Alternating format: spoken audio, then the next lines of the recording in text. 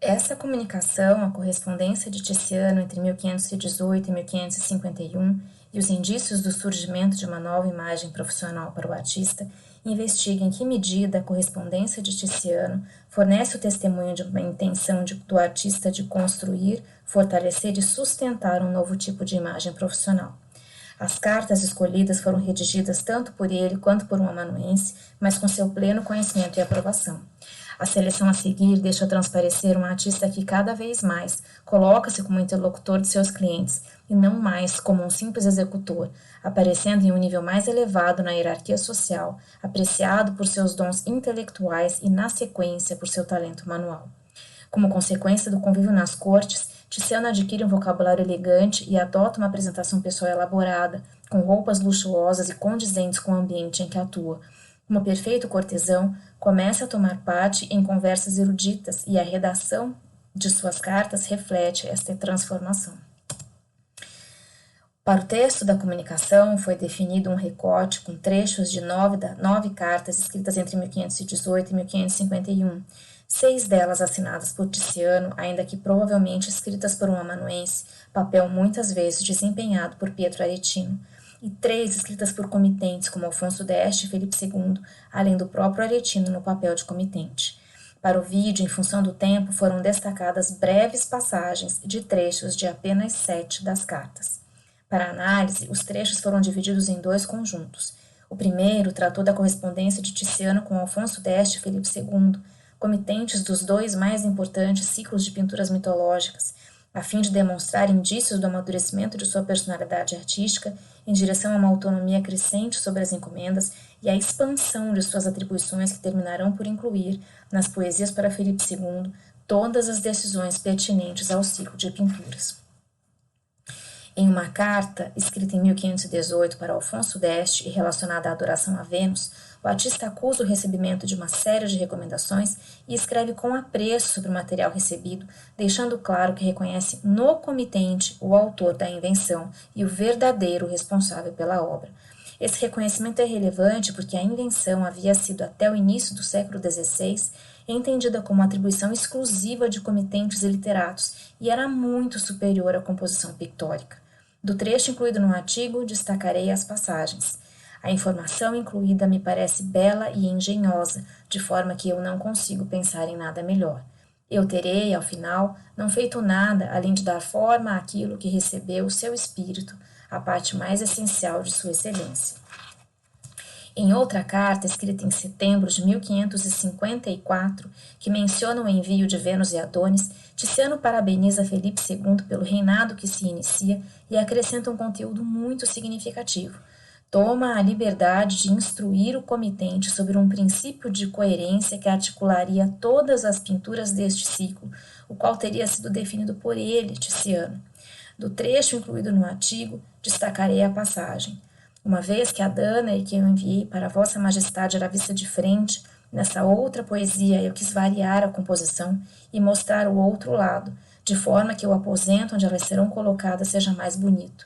Eu enviarei logo a poesia sobre Perseu e Andrômeda, que apresentará um ponto de vista diferente destas duas, bem como a poesia sobre Jasão e Medeia.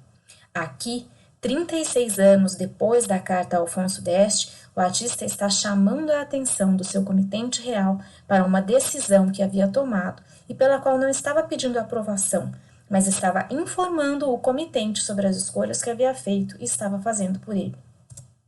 Em outra, de 26 de abril de 1562, na qual Tiziano anuncia ter chegado ao fim do ciclo das poesias, ele destaca que as últimas obras teriam sido a culminação e o ponto final, indicando que na sua própria apreciação o desenvolvimento das obras teria constituído um percurso ascendente, conduzindo a uma culminação, o ponto mais elevado de uma realização.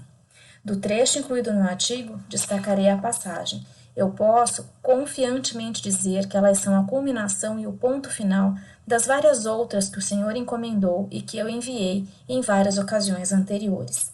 Conforme a carreira de Tiziano foi se desenvolvendo, o artista permitiu-se empregar um estilo mais gestual e menos acabado em algumas áreas das pinturas, o que foi atribuído a um desejo de libertar suas pinceladas a fim de atingir qualidades além do escopo escultural do desenho. A pesquisa de um estilo único e inimitável parece ter estado ligada também a uma exigência da época.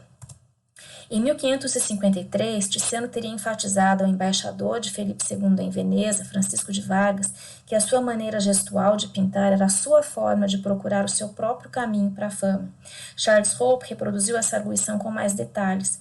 O artista teria respondido ao emissário: Senhor, eu não estou certo de poder atingir a delicadeza e a beleza da pincelada de Michelangelo, Rafael, Correggio ou Parmigianino, e se eu o fizesse, eu seria apreciado com eles, ou diferentemente considerado um imitador.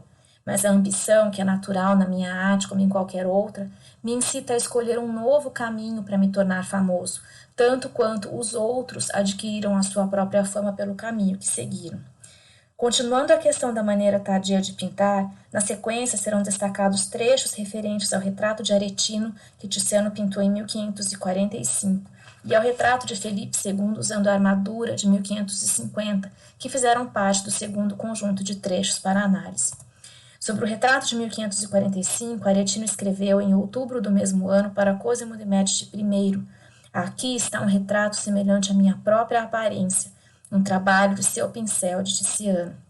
Verdadeiramente ele respira, seu pulso palpita e ele é animado pelo mesmo espírito que me anima na vida real. E se eu apenas tivesse pago um pouco mais a ele, as roupas que eu estava vestindo estariam também brilhantes e macias, ainda que firmes ao toque, como são o cetim, o veludo e o brocado de verdade. Para o próprio Tiziano, Aretino escreveu: Embora eu esteja brava com você por ter me feito cobrar pelo retrato do Sr. Giovanni de Medici, sem que tenha sido pintado por sua mão, juntamente com o meu próprio retrato, mais esboçado do que terminado, ainda assim suas cartas são muito estimadas por mim. Outra obra com apreciação semelhante foi o retrato para Felipe II com a armadura. Sobre a pintura, encomendada como presente a Maria Tudor, Felipe II escreveu para a destinatária: Com isto, a carta, vão os retratos feitos por Tiziano, os quais Sua Alteza, tia dele, Maria da Hungria, me ordenou que enviassem a você, juntamente com os outros. No que eu apareço na armadura, aparece bem a pressa com a qual ele o fez, e se houvesse mais tempo, eu teria feito com que ele o refizesse. Maria da Hungria, mais ponderada e sábia do que o sobrinho e grande apreciadora de Tiziano, escreveu a Maria Tudor explicando que o retrato deveria ser visto à distância, como todas as obras de Tiziano. Observados os posicionamentos do artista nas cartas que assinou e as respostas dos comitentes, é possível perceber um profissional que tem consciência do status que está conquistando, percebe os avanços durante a jornada e deixa isso claro para si e para os demais. Embora mantenha o decoro e reconhecimento perante seus comitentes, vê-se em Tiziano um artista que inicia a carreira como executor, reconhecendo no comitente o autor da invenção, como em 1518, e termina como interlocutor de seus clientes, já na condição de consultor e especialista, e não mais como um simples realizador de suas vontades. Um processo que parece ter sido consciente e deliberado a cada etapa. Por meio de 2 de seus autorretratos, é possível observar essa nova imagem profissional que Tiziano desenvolveu para si.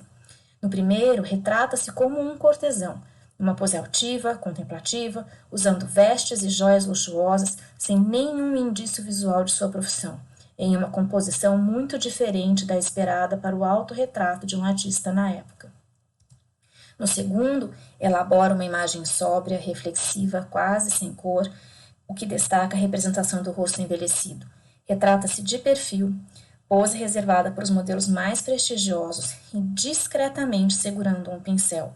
Deixa claro pela composição que a habilidade manual deve vir em segundo plano na apreciação da sua imagem. Pelo exposto, parece possível constatar que, a partir de mudanças progressivas e cuidadosas, Tiziano constrói uma imagem profissional que combina a fatura manual excepcional com reconhecida habilidade intelectual. Seu conhecimento e influência lhe permitem ocupar uma elevada posição cultural, por meio da qual estabelece, com suas atitudes e estilo, um modelo para as futuras gerações.